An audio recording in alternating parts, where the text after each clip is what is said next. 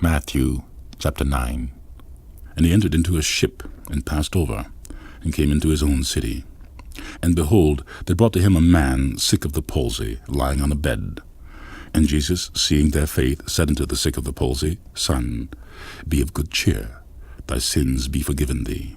And behold, certain of the scribes said within themselves, This man blasphemeth. And Jesus, knowing their thoughts, said, Wherefore think ye evil in your hearts? For whether is easier to say, Thy sins be forgiven thee, or to say, Arise and walk? But that ye may know that the Son of Man hath power on earth to forgive sins, then saith he to the sick of the palsy, Arise, take up thy bed, and go into thine house. And he arose, and departed to his house. But when the multitudes saw it, they marveled, and glorified God, which had given such power unto men. And as Jesus passed forth from thence, he saw a man named Matthew, sitting at the receipt of custom, and he saith unto him, Follow me. And he arose and followed him. And it came to pass, as Jesus sat at meat in the house, behold, many publicans and sinners came and sat down with him and his disciples. And when the Pharisees saw it, they said unto his disciples, Why eateth your master with publicans and sinners? But when Jesus heard that, he said unto them, They that be whole need not a physician, but they that are sick. But go ye and learn what that meaneth. I will have mercy and not sacrifice. For I am not come to call the righteous, but sinners to repentance. Then came to him the disciples of John, saying, Why do we and the Pharisees fast oft, but thy disciples fast not? And Jesus said unto them, Can the children of the bride chamber mourn, as long as the bridegroom is with them? But the days will come, when the bridegroom shall be taken from them, and then shall they fast. No man putteth a piece of new cloth unto an old garment. For that which is put in, to fill it up, taketh from the garment, and the rent is made worse.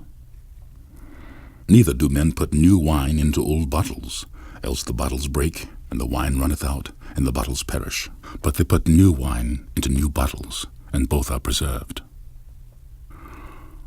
While he spake these things unto them, behold, there came a certain ruler, and worshipped him, saying, My daughter is even now dead. But come and lay thy hand upon her, and she shall live. And Jesus arose, and followed him, and so did his disciples. And behold, the woman which was diseased with an issue of blood 12 years came behind him, and touched the hem of his garment. For she said within herself, If I may but touch his garment, I shall be whole. But Jesus turned him about, and when he saw her, he said, Daughter, be of good comfort. Thy faith hath made thee whole. And the woman was made whole from that hour. And when Jesus came into the ruler's house, and saw the minstrels and the people making a noise, he said unto them, Give place, for the maid is not dead, but sleepeth. And they laughed him to scorn. But when the people were put forth, he went in, and took her by the hand, and the maid arose. And the fame hereof went abroad into all that land. And when Jesus departed thence, 2 blind men followed him, crying and saying, Thou Son of David, have mercy on us. And when he was come into the house, the blind men came to him. And Jesus saith unto them, Believe ye that I am able to do this? They said unto him, Yea, Lord. Then touched he their eyes, saying, According to your faith be it unto you. And their eyes were opened, and Jesus straitly charged them, saying, See that no man know it. But they, when they departed, spread abroad his fame in all that country. As they went out, behold, they brought to him a dumb man possessed with the devil. When the devil was cast out, the dumb spake, and the multitudes marveled, saying, It was never so seen in Israel. But the Pharisees said, He casteth out devils through the prince of the devils.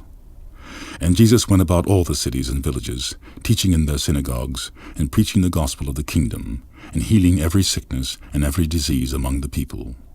But when he saw the multitudes, he was moved with compassion on them, because they fainted and were scattered abroad, as sheep having no shepherd. Then saith he unto his disciples, The harvest truly is plenteous, but the laborers are few. Pray ye therefore the Lord of the harvest, that he will send forth laborers into his harvest.